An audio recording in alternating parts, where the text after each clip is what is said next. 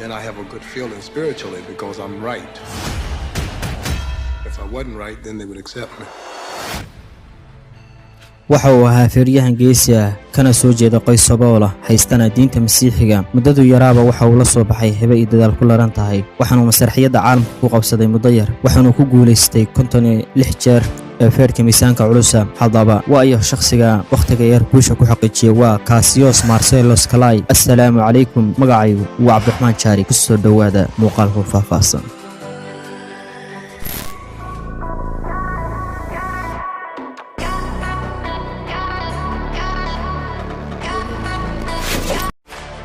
Cassius Marcellus waxa uu dhashay sanadu markay ahayd 1942 gobolka Kentucky ee dalka Mareykanka halkaasuna ku soo barbaaray waxaana loo aqoonsaday feeryahankii ugu fiicnaa ee soo mara qarniga 20aad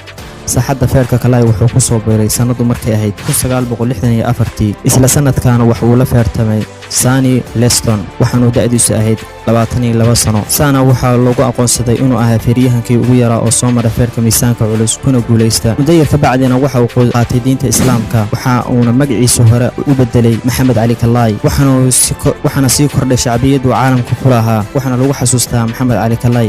dagaalkii u dhaxeeyay Vietnam iyo Mareykan uu meel adag ka istaagay yirina waraahdiisa caan baxday oo ahayd aniga Vietnam wax murana nagama dhaxayo isagoo arrinkaas jeel ku mutaystay Maxamed Ali Clay waxaana uu jeelka ka soo baxay sanadu markay ahayd 1970 markaana wuxuu ku soo laabtay saaxadda feerka miisaanka culus isla sanadkaana wuxuu la feertamay Jerry Carey dagaalkana waxa lagaga adkaaday Maxamed Ali Clay muddo yar ka bacdi wuxuu la feertamay Foreman oo ahaa ninka ugu khatarsan feerka miisaanka culus marnaba aanan dhulka la dhigin wuxuu Maxamed Ali Clay caan ku ahaa gasmada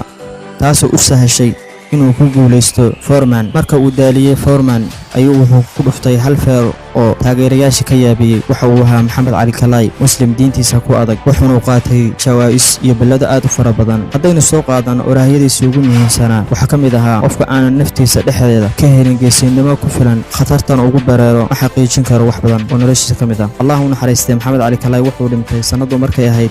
2016 maxaynu ka baranaynaa sooyaalka Maxamed Ali Clay nagula wadaaga xagga hoose wixii ra'yi iyo wixii dhiirigelina. Assalaamu calaykum.